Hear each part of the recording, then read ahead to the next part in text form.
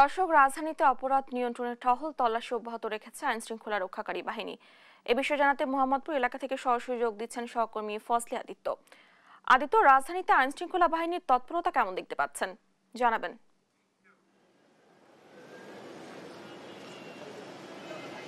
জানা, আমরা রাত 10টার পর থেকে রাজধানীর বিভিন্ন সড়কগুলোতে ঘুরেছি এবং যেটি আমরা লক্ষ্য করেছি যে এখন পর্যন্ত কিন্তু যৌথ বাহিনীর যে চেকপোস্ট, সেই চেকপোস্ট কিন্তু আজকের এখন পর্যন্ত আমরা দেখিনি। তবে বিভিন্ন যৌথ বাহিনীর কিন্তু গাড়িবহর যে টহলরত গাড়িবহর রয়েছে তা কিন্তু আমরা ইতিমধ্যে দেখতে পেয়েছি।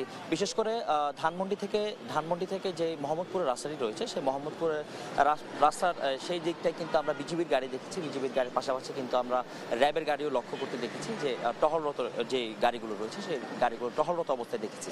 তবে থামিয়ে যে চেকপোস্ট, অর্থাৎ যেগুলো আমরা দেখেছি যে পূর্বে যে একদম প্রত্যেকটা গাড়ির নথিপত্র চেক করা এবং অন্যান্য যেই প্রয়োজনীয় কাগজপাতি রয়েছে সেগুলো চেক করা, সেগুলো আমরা দেখতে পাইনি এখন পর্যন্ত। তবে আইন শৃঙ্খলার পরিস্থিতি যদি বলি, এখন কিন্তু মূলত যারা যেহেতু সামনে ঈদ কেন্দ্রিক যারা কেনাকাটা করতে যাবেন, তারা কিন্তু এই সময়টাতে কিন্তু বাসায় ফিরতে পারে এবং সেই জন্য মূলত যে টহলরত যে আইন শৃঙ্খলা পরিস্থিতি সেটা কিন্তু আমরা দেখতে পেয়েছি তাদের নিরাপত্তার ক্ষেত্রে।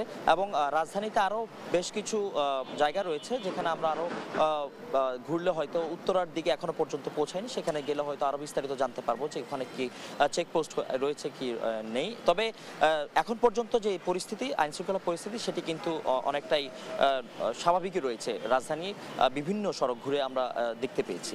এই ছিল আমার কাছে রাজধানীর আইন শৃঙ্খলা সর্বশেষ তথ্য। ডানা। আদিত্য, ধন্যবাদ আপনাকে।